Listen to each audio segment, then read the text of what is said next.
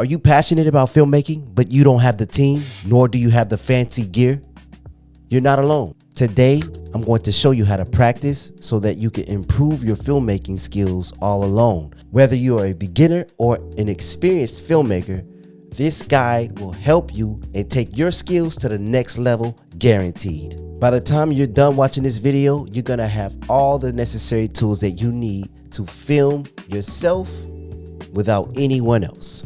In this video, I'm going to show you the necessary skills that you actually need, where to draw the inspiration, and how to practice on your filmmaking every single day so that you can shoot your films all alone. Before we get into the practical stuff, let me get you a definition here. Cinematography is the art of making motion pictures. It's not just about pointing a camera and shooting to get a random image.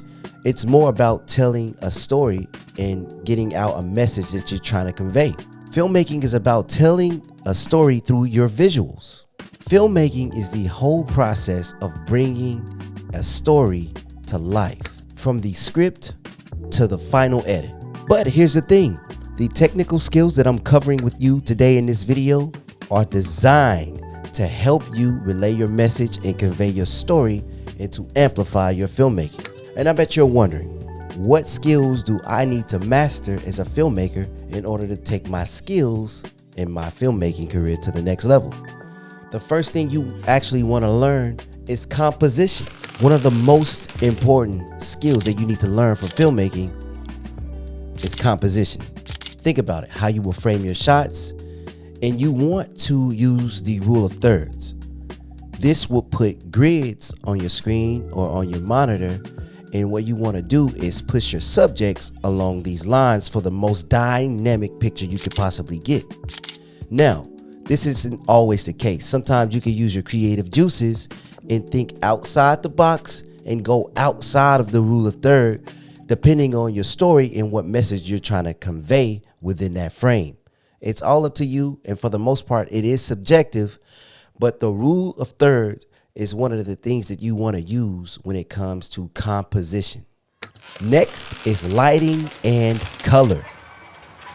Lighting changes everything. We need to pay attention and close attention to the lighting. Now, you don't need expensive equipment in order to get great lighting. As a matter of fact, some of the best lighting you could ever use is natural lighting, like sunlight, like the moonlight, like city lights at nighttime. We have to be experimental sometimes with lighting, and sometimes this is okay. You don't want to push it too much and ruin your image. You want to use the lighting that you have if that's all you have. For an example, if you are recording a scene indoors, you will want to consider practical lighting like lamps, sometimes lava lamps, sometimes fish tanks.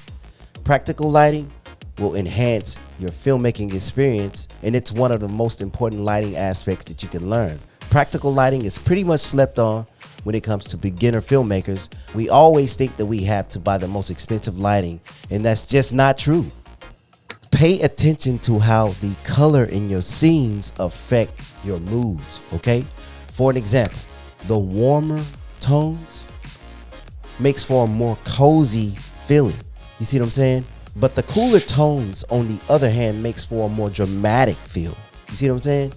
You have to pay close attention to how the colors within your scene is affecting the mood. The next skill that you want to learn and pay attention to is lens choice and focal length.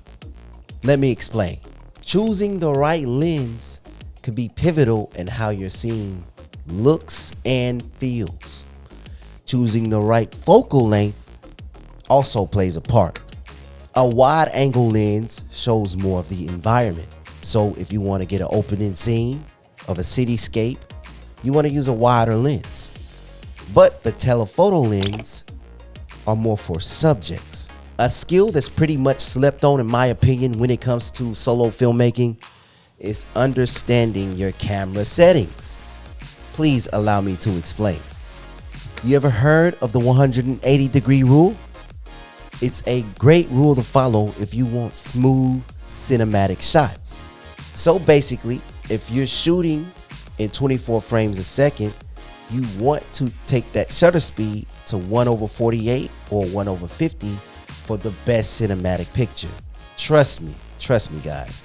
If you want this, you have to understand camera settings. Also, don't forget to check your white balance and change your white balance according to your lighting situation. This will make for much more accurate colors when it comes to shooting and filmmaking alone. The next skill I want you all to learn in order to improve your filmmaking is camera movement. Now, I know this could be a great challenge because if you're anything like me, you're going to be filmmaking alone. So it's like, how am I going to get this shot? Or how am I going to get that shot? No worries, I'll help you out. If you're working solo, you can create dynamic shots by pans, tilts, zoom ins, and etc. While working solo, you can still create dynamic shots working alone. Sometimes you could even go handheld for a more intimate feel when it comes to filmmaking. I'm going to show you here how camera movement could add energy to a simple scene.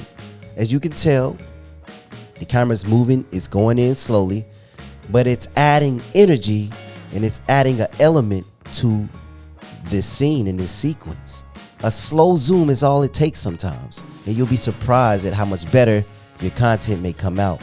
Having all of these skills is very important, but the key to all of this is using those skills to serve your story. It's all about your story. You could have the greatest compositioning, you could have the greatest lighting, you could have the greatest camera movements, you could have your camera settings on point, but it serves no purpose if you're not using it the correct way to serve your story.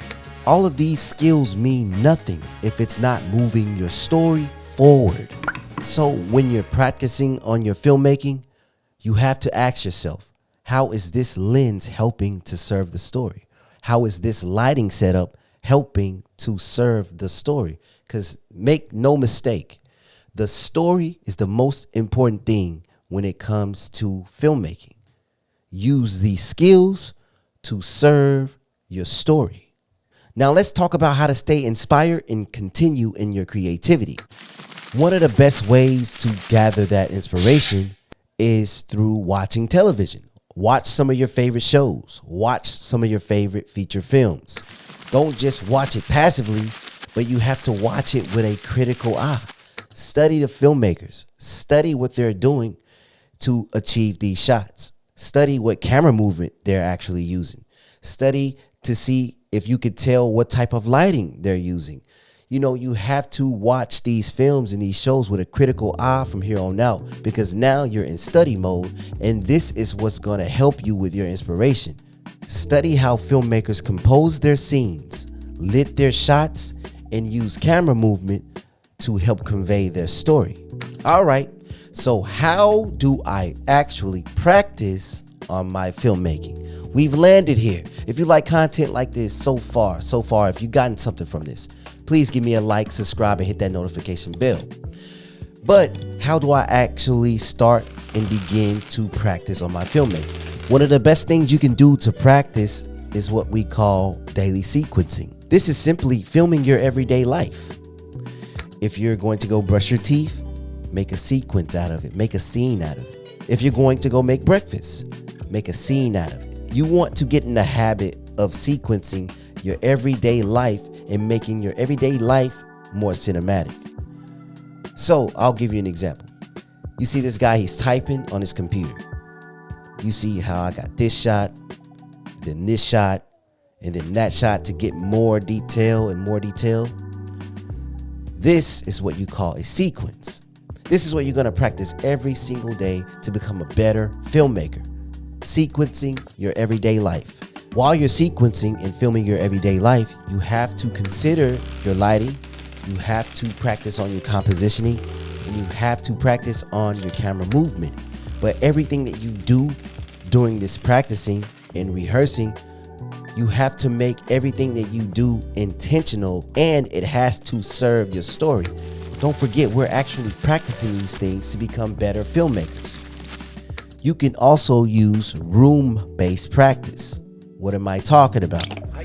You're going to use the limitations of one room to better your filmmaking. You're going to search for angles. You're going to search for different lighting techniques. You're going to search for different camera movements. You're going to study and understand the best settings for that room, and you will become a better filmmaker. You will. It's guaranteed. Use the limitations of one room to get better with your storytelling. I promise it works. You have to use what you have. I know you're probably wondering, what if I don't have a camera?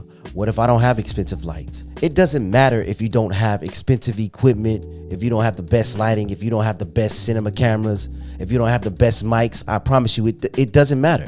You could achieve wonderful shots with your smartphone and with practical lighting.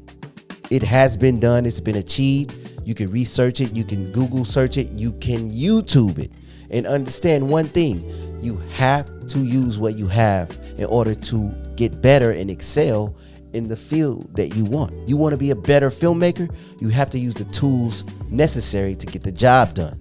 It's truly all about making the most of what you have. Now, I get it.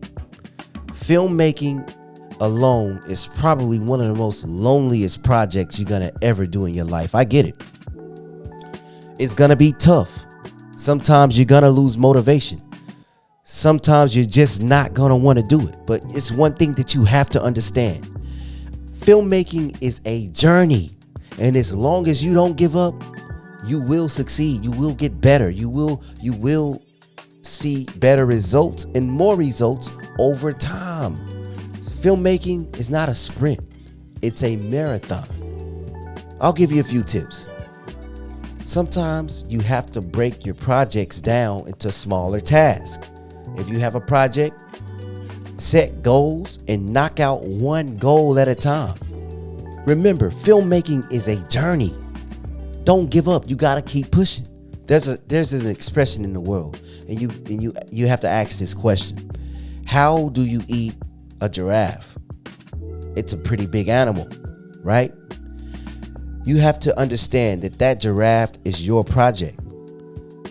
You achieve that project and you eat that giraffe one bite at a time. As long as you don't give up, by the time you're done, by the time this thing is over with, you'll achieve eating that whole giraffe.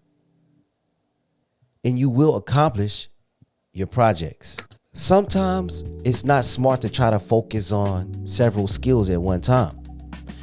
I had this problem when I first began my filmmaking journey, but I had to understand one thing. My mind isn't like the next creator. My mind isn't like the next person. So I had to break down and learn skills at different times. First, I learned lighting. Then I learned camera settings. Then I learned compositioning, and then I learned everything else. And I'm still learning. It's a journey. Don't try to learn every skill at once if that's going to be your hang up and you feel overwhelmed with learning.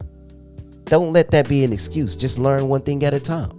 Every small improvement, it adds up. Believe it or not.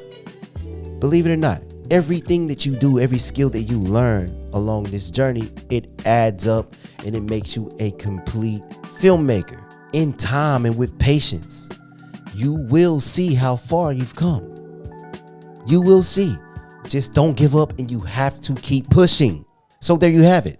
Ways to practice your filmmaking skills and improve your filmmaking capabilities every single day. Remember, you have to focus on composition. You have to focus on lighting. You have to focus on your camera settings. You have to focus on camera movement. You have to practice and gain skill. And remember, all of these skills is to serve your story. Now, I want to hear from you. What skill will you be practicing this week? I want to know. Put it in the comments, all right? If you've gained something from this video, please give me a like, comment, subscribe, and hit that notification bell so that you don't miss the next video. Keep pushing, keep practicing, keep gaining skill, and I'll see you in the next video. Peace.